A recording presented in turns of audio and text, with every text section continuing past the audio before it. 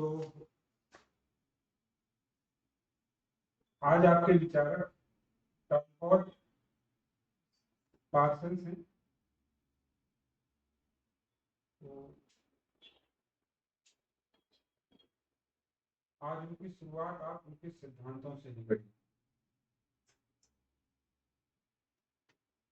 सिद्धांत एक ही है बेसिकली, और वो है सामाजिक व्यवस्था सिद्धांत, या ये नहीं दिया हुआ तो केवल व्यवस्था सिद्धांत दिया, सिस्टम थ्योरी। और सिस्टम थ्योरी समाजशास्त्र में बृहद सिद्धांत के रूप में जाने जाते हैं, ग्रांड नैरेटिव्स। समाजशास्त्र में द्वंद्व हमेशा से रहा, और पार्सन्स के आने के बाद और भी गहरा हो गया कि क्या एक ही सिद्धांत से सब पूरे समाज की व्याख्या की जा सकती है। ठीक, तो पार्सन्स और उससे पहले के लोग तो मानते हैं, क्योंकि वो निर्धारणवादी है ना सबके सब। तो जो निर्धारणवादी वो क्या कहेगा, निर्धारणवादी क्या बोलते हैं, जो मैं कह रहा हूँ उससे आप सब कुछ समझ सकते हैं, सत्य होगा। तो पार्सन्स ने सामाजिक व्यवस्था या व्यवस्था को समझाने के लिए एक साथ दे दिया और दावा किया कि सामाजिक व्यवस्था से बाहर जाकर समझने की जरूरत नहीं। इसके बाद आप जानते हैं क्रियावादी है, प्रकटना शास्त्री है। इन लोगों ने कहा कि संभव ही नहीं है कि एक चीज से या एक विचार से पूरे समाज या विश्व व्यवस्था को समझाया जा सके। क्लियर है? इसलिए हमें क्या करना चाहिए, छोटे छोटे सिद्धांत बनाने चाहिए ताकि ऊपर से देखने से नहीं दिखाई देगा, आपको अंदर जाना चाहिए। तो ये होगा माइंड। इसने क्या कहा, मध्य अभिसीमा का सिद्धांत दिया। लेकिन यहाँ बहुत बड़े नैरेटिव्स की जरूरत है ना, बहुत छोटे नैरेटिव्स की जरूरत है, बल्कि मध्य सिद्धांतों में समाज की व्याख्या की जा सकती है। एग्जाम के इतिहास में आप देखते हैं, अधिकांश इतिहासकार इतिहास की व्याख्या राजा और रानी के पॉइंट से करते हैं, यानी जो राजा ने किया वही हमने क्या मान लिया, इतिहास में मान लिया, बड़ी घटना। जबकि आपके सिलेबस के अनुसार भी वैसे भी एक दूसरा विचार और चलता है, वो क्या है, सब अल्टरनेटिव स्टडीज, दलितवादी परिप्रेक्ष्य, दलितवादी परिप्रेक्ष्य। ये क्या कहता है, इस तरह के इतिहास जो ऊपर से देखकर बता दिया, तो आम आदमी अशोक के महानता में कलिंग का उल्लेख तो है, अशोक का उल्लेख है, अशोक के बुद्ध होने का उल्लेख है, लेकिन उसमें जो सैनिक मरे, कलिंग की राजधानी तोसली में जब हुआ, तो तोसली में जो लाख लोग मरे, उनका क्या वो ध्यान ऐसा नहीं है, आम आदमी तो क्या बन गए, ध्यान से बात करते हैं। तो जब ये सोचा है तो व्यवस्था काम करता है, ये सिद्धांत से दसों का समझा दो तो सब समझ जाएंगे, इतिहास कंप्लीट। दलितवादी परवेश इतिहास को देखने की जरूरत है। जो अशोक के समय हुआ, अशोक ने किया, वो इतिहास का एक छोटा सा हिस्सा है। हमें क्या करना चाहिए, उस समय के जो आम जनता है, आम आदमी है, दलित है, मजदूर है, उसमें भी इतिहास में योगदान दिया होगा, उसका उल्लेख करना। अशोक की ताकत तलवार तो नाम आता है अशोक की तलवार, लेकिन लड़ाई किससे होगी, एक लोहा की उसका नाम क्यों नहीं, तो क्या इतिहास में कहा नहीं नहीं हुआ, तो समाज का उसको कहते हैं कि जो हमने बताया वो कहते हैं उल्टे दूसरी वाले आए और उसमें माइंड वाले आए, तो ये हो गए ऐसे क्या करना है, सिद्धांत। ठीक है, और ऐसे सोच वालों को जिनको समाज में अंतरिक्यवादी कहा, प्रकटना शास्त्री कहा, ठीक है, ऐसे लोगों को इन्होंने कहा कि नहीं, सत्य को यहाँ से देखो तब जब दशकों के समय जैसे कि अगर लगभग 100 है तो अकेला क्या थोड़ी बनाएगा, 99 इतिहास बनाएंगे, उनका नाम तो नहीं, उनकी वजह से देखो इतिहास दौड़े गए थे, यानी अशोक में जो किया गलत नहीं है, लेकिन 99 में कुछ ना कुछ तो किया ही होगा, उनको इतिहास ऐसा क्यों नहीं है, ये सिर्फ सत्य है कि कैसे संभव है कि एक सिद्धांत को आप तैयार करते और इस जनजातीय समाज में ले जाओ तो वो भी समझ लोगे और किसी पहाड़ी क्षेत्र में ले जाओ तो वहां के समाज को भी समझ, उन्होंने एक बड़ा खांचा बना जो हर खांचे में फिट हो सकता है ऐसा नहीं, और इसका छोटा उदाहरण हम दे सकते हैं, ये परिवार कहते परिवार दुनिया में रहने के जैसा है कि नहीं है, पुराना है, हर जगह परिवार है, पुराना है, एक सिद्धांत है, ये लोग कहेंगे कि जिया परिवार तो होता ही है, लेकिन परिवार का आकार क्या जगह जैसा है, क्या स्वरूप हर जगह जैसा है, क्या उसके प्रकार हर जगह एक जैसे हैं, जाहिर सी बात है नहीं है। तो अगर इस दृष्टिकोण से देखेंगे तो ये सब गायब का शून्य मान लिया है, क्या एकदम क्या ये शून्य है, परिवार के संदर्भ में अगर की चर्चा नहीं करेंगे तो क्या परिवार की व्यवस्था का पूरा विश्लेषण हो पाएगा, नहीं हो पाएगा, इनकी चाहिए, ठीक है, इनके बीच के सिद्धांत के रूप में मॉडर्न आ गया, बोला ना मैक्रो की जरूरत है ना माइक्रो की जरूरत, क्या किसकी जरूरत है, मध्य अभिसीमा की जरूरत, मिडिल रेंज की जरूरत, मिडिल रेंज है, क्लियर है, ये बात समझ आ रही है ना, इसलिए आप समझे कि डॉक्टर पार्सन्स क्या करने जा रहा है, क्योंकि आप चाहते हैं समझने के लिए उसमें दिमाग में एक भी आइडिया जरूरी था, तो आप समझ पाएंगे कि वो क्या सिद्धांत और क्यों दे रहा है, ठीक है, इसलिए एक आदमी अगर एक सिद्धांत देगा, नाम दे देगा उसे, तो क्या कोशिश करेगा, चीजों को एक साथ समझा दे, जोड़ के समझा दे या अलग अलग नाम से समझा दे, जोड़ के समझा चीज एक ही बताएगा, क्योंकि यही प्रकारवादी जो है पूरी व्यवस्था को समग्रता में देखेगा कि अनुगम माध्यम से देखेगा, ये भी समग्रता में देखना पसंद करता है, तो प्रकारवादी की एक व्याख्या हमारी और ऐड हो जाएगी, जो 14-15 की सुन लिया जाए, प्रकारवादी क्या करते हैं, व्यवस्था को संपूर्ण के रूप में स्वीकार करते हैं, जो भी चीज आप पढ़ रहे हैं, देख रहे हैं, अध्ययन कर रहे हैं, वो अपने आप में क्या है, वो संपूर्ण है, उससे बाहर जाने की जरूरत आपको नहीं है, इसलिए ये सभी बात से बनता है और हम उसे क्या करते हैं, सबसे पहले उसकी सामाजिक क्रिया का सिद्धांत,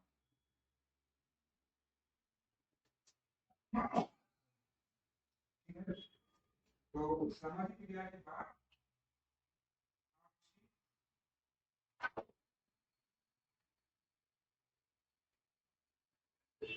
जो आपके सिलेबस में है दो ही, पूर्व आवश्यकता सिद्धांत, ठीक है, और इन सबको समझाने के लिए तीसरा सिद्धांत कौन सा है, सामाजिक व्यवस्था, तो पूरी बात को कंसीडर करने के लिए ये भी उसके पास सामाजिक व्यवस्था,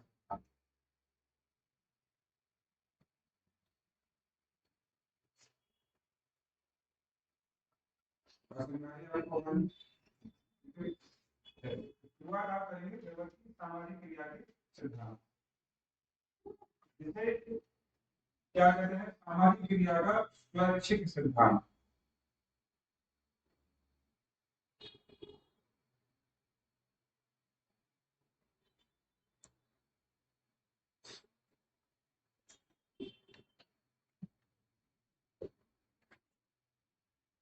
क्रिया का स्वैच्छिक सिद्धांत है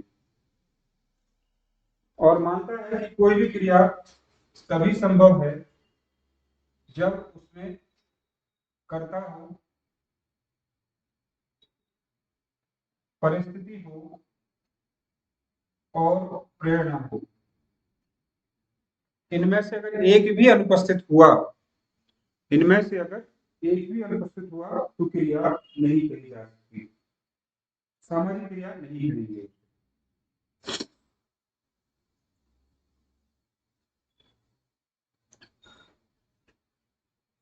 प्रेरणा को हो सकता है कि आपके किताब में क्या नाम दिया गया हो, अभिप्रेरणा भी कहा जा सकता है,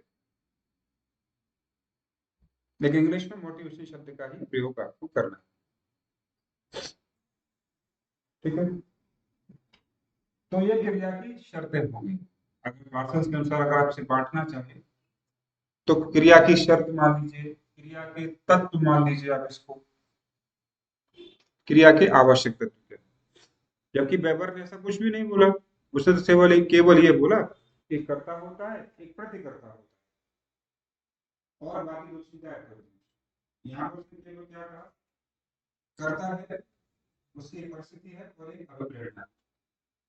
ठीक है, तो अभी आप और हम यहाँ जो अध्ययन कर रहे हैं क्लास में बैठ के, ये भी क्या है, सामाजिक क्रिया। मेरे एंगल से ये मैं करता हूँ, एक परिस्थिति है और प्रेरणा है। ठीक है, प्रेरणा दो तरह की है, एक अपने ज्ञान को आप तक पहुंचाने की, ठीक, आपके या आप जैसे विद्यार्थी वर्ग की मदद करने की, और तीसरी आजीविका। तीन प्रेरणाएं हो सकती है हमारे पास, तीनों का प्रयोग कर सकते हैं, किसी एक का प्रयोग भी कर सकते हैं। कोई फ्री भी पढ़ा सकता है, तो इसलिए मुख्य प्रेरणा कौन सी हुई कि शिक्षा का प्रसार, जो सीखा उसको आगे बढ़ाना। तीनों भी आ सकती है। परिस्थिति भी है, परिस्थिति क्या है कि इस समय मैं अकेला नहीं पढ़ा सकता था, अगर आप पढ़ ले, आपका मतलब विद्यार्थी वर्ग नहीं आएगा तो हम क्या नहीं कर सकते, कंडीशंस भी होती है। हर कर्ता की, हर क्रिया की एक कंडीशन है, जिसको कल याद होगा सूर्य संदर्भ क्या है। समाजशास्त्र आपने पहले भी पढ़ा, हो सकता है कि जॉब के बाद आगे भी पढ़ेंगे, लेकिन हर बार परिस्थितियां कैसी होंगी, मोटिवेशन कैसा होगा, अलग अलग। कर्ता भले ही कॉमन है, लेकिन बाकी तो बदल जाएंगे। ठीक, अब आपके एंगल से देख लेते हैं, आप भी यहाँ करता है, ठीक, तो हम यहाँ दोनों कर्ता और प्रतिकर्ता है, लेकिन पार्सन्स ने प्रतिकर्ता जैसे शब्द का प्रयोग नहीं किया, क्योंकि कुछ लोग मान लेते हैं, या पार्सन्स की इस चीज को मान लेते हैं लोग कि पार्सन्स के अनुसार कर्ता अकेला ही क्रिया कर सकता है, क्योंकि यहाँ प्रतिकर्ता की बात उसने नहीं की। जैसे हमने कहा चोरी करना, एक चोर अगर चोरी करता है, क्या है वो सामाजिक क्रिया है, तो उसमें कर्ता एक ही तो है, पार्सन्स के अनुसार एक कर्ता आवश्यक है, पर्याप्त, मतलब मिनिमम एक कर्ता सुनने में ठीक लग रहा है, लेकिन ये सही नहीं। आप मान लीजिए पार्सन्स के अनुसार, एथिक्स के अनुसार अकेला कर्ता भी क्रिया कर सकता है, क्या जवाब देंगे, देखिए अंततः अगर पार्सन्स का मामला पूछा जाए तो पूछिए कि क्या अकेला कर्ता क्रिया कर सकता है, सामाजिक क्रिया कर सकता है, सामाजिक क्रिया नहीं करता है,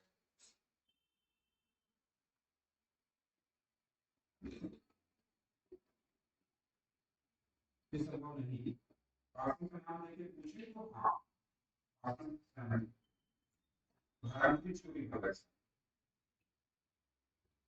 तो उदाहरण के लिए मान लिया कि क्योंकि पार्सन्स प्रतिकर्ता की जरूरत नहीं पड़ा, ऑडिटर की जरूरत नहीं पड़ा,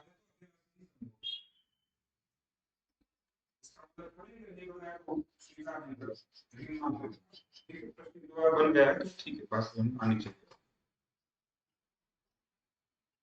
क्लियर है,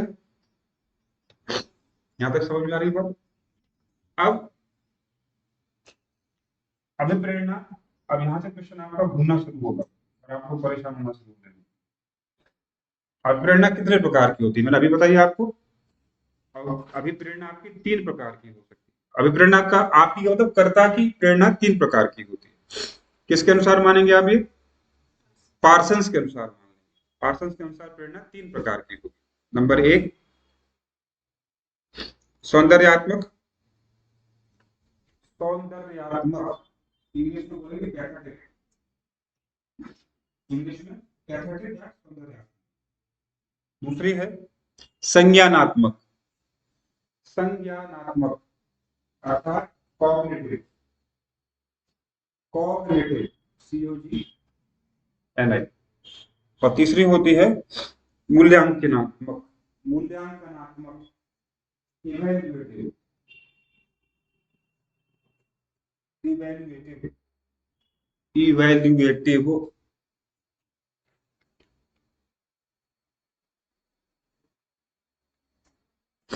ठीक है, तो देखें पहली क्रिया,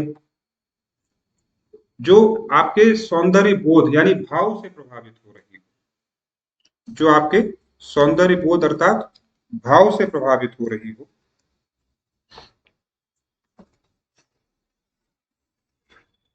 तो अगर वेबर से तुलना करेंगे तो वेबर ने भी चर्चा की थी भावात्मक क्रिया की, आपको अगर याद है तो। ठीक है नहीं? ठीक है, तो यहाँ भी है। इसका मतलब ये मनोविज्ञान से प्रभावित होगी। इसका किसका प्रभाव होगा? मनोविज्ञान का प्रभाव, क्योंकि भाव तो मन में ही पैदा होते हैं। तो वेबर की बात को अगर कंटिन्यू करें तो क्या कह सकते हैं? किसी को गले लगना, किसी को गाली देना,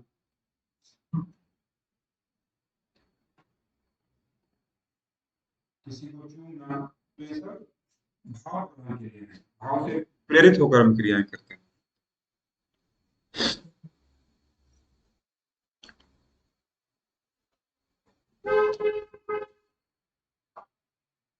अगली है संज्ञानात्मक अभिप्रेरण। संज्ञानात्मक,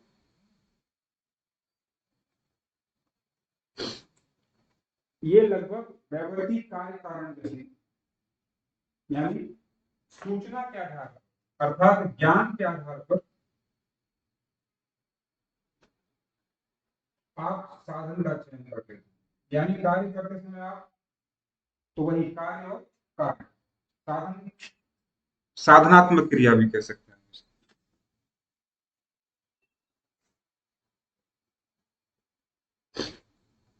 इसका उद्देश्य अधिकतम संतुष्टि प्रदान करना, अधिकतम संतुष्टि देना हो सकता है। ये है संज्ञानात्मक क्रिया। और तीसरी है मूल्यांकनात्मक।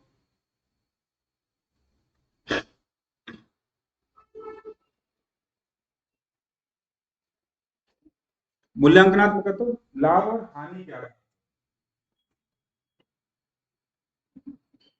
यानी आप ये नहीं देखेंगे इसमें कि तार्किक है या नहीं, क्या देखेंगे? लाभ है या नहीं। तो गुणवत्ता से कोई लेना देना नहीं होगा।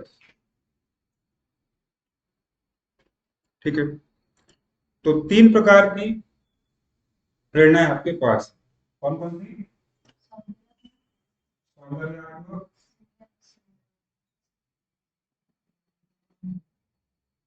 संज्ञानात्मक और मूल्यांकन।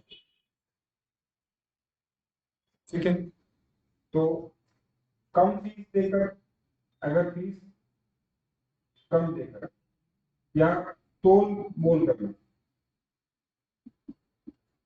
मोल भाव करना, ठीक है, तो कहीं ना कहीं गुणवत्ता से समझौता हम कर लेंगे, क्योंकि हमें लाभ देगा।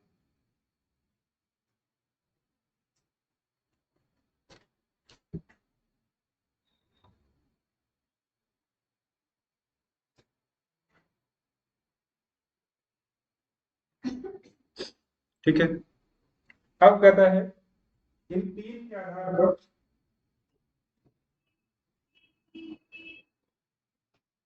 क्रियाएं भी तीन प्रकार की होती हैं।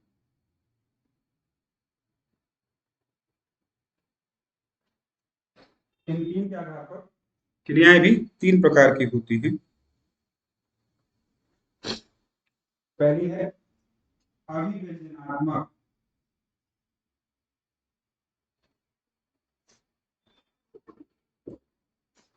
दूसरी है नैतिक, पहली को इंग्लिश में बोलेंगे एक्सप्रेशनल, अभिव्यंजनात्मक को एक्सप्रेशनल, दूसरी को नैतिक, और तीसरी को साधनात्मक।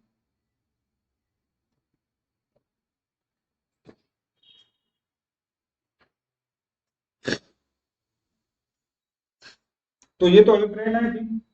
जैसे आपने देखा कहीं सेल लिखा हुआ है, तो आप परचेसिंग शॉपिंग किस लिए करने जा रहे हैं? सेल लिखा है तो क्रिया कैसी होगी आपकी?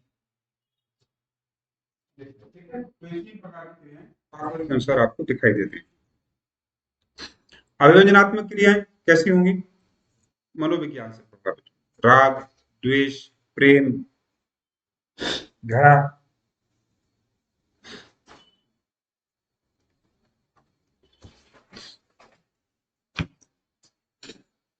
साधनात्मक, कार्य कारण संबंध आना चाहिए, साधन ध्यान देना है, तो जो भी बात होगी साधन पर ध्यान देना है।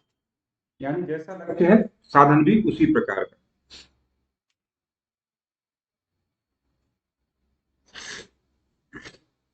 ठीक है ना? यहाँ लाभ हानि नहीं देखेंगे आप, यहाँ तो जो लक्ष्य प्राप्त करना है वो देखना है। तो लक्ष्य के अनुसार साधन यानी तार्किक होनी चाहिए। और तीसरी आपने लिखी है नैतिक क्रिया, जो पाप, पुण्य इत्यादि से प्रभावित होकर की जाए, जैसे दान देना,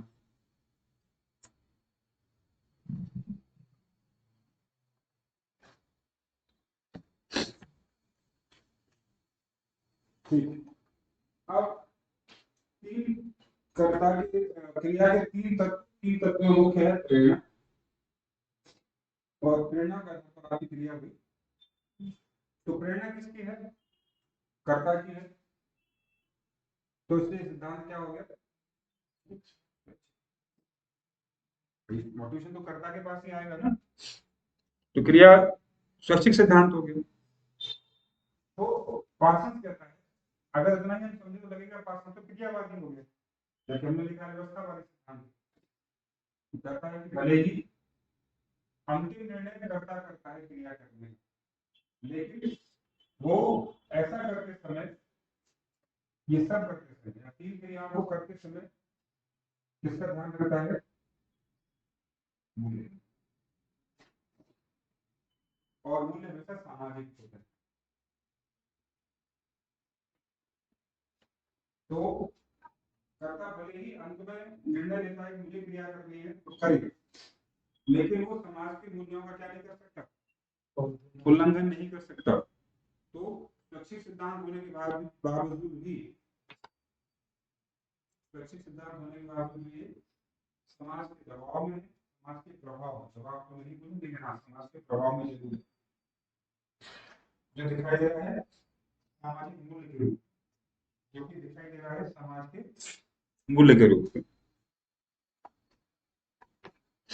तो मूल्य भी तीन प्रकार के होंगे, यानी हर क्रिया पर कोई ना कोई मूल्य प्रभावशाली जरूर हो। अभिव्यंजनात्मक मूल्य, अभिव्यंजनात्मक मूल्य, ठीक, नैतिक मूल्य और संज्ञानात्मक मूल्य। तो यहाँ कोई बदलाव नहीं आया है, यहाँ कॉमन चीजें सब संज्ञानात्मक।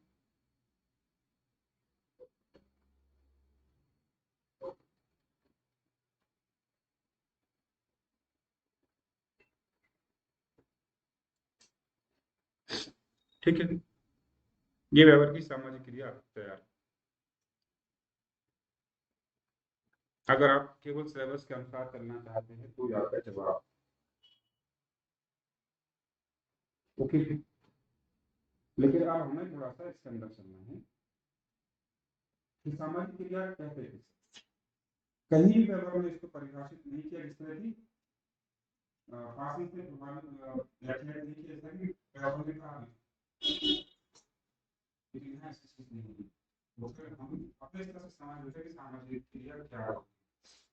तो हम जानते हैं कि क्रिया और निरंतरता के साथ हो, जागरूकता के साथ हो, कितनी बढ़ जाती है वो सामाजिक क्रिया, अंत्य क्रिया, क्रिया, क्रिया से अंत्य क्रिया, और इस अंत्य क्रिया में निरंतरता और जागरूकता की हो, मूल्य प्रतिमान जो है वो क्या बन जाएगी, सामाजिक क्रिया। ठीक है, तो फॉर्मूला हम कई बार डिस्कस कर चुके हैं, फिर से एक बार देखते हैं। कर्ता ने क्रिया की तो जवाब आया क्रिया की। जब लगातार हुई तो बन गई अंतर क्रिया। इसमें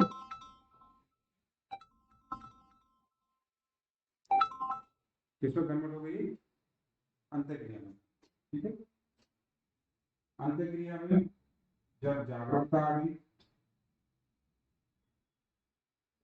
मूल्य आ गए, प्रतिमान आ गए, तो अब ये टोटल क्या बन गई, फिर फॉर्मूला वही रिपीट होने लगेगा। सामाजिक क्रिया के 3 तत्व हैं जो आपने अभी देखे हैं, तो यही से निकालो, कर्ता आ गया। ठीक है, जागरूकता मूल्य प्रतिमान क्या पैदा करेगी, परिस्थिति और प्रेरणा। ये सामाजिक क्रिया से कैसे तैयार होती है।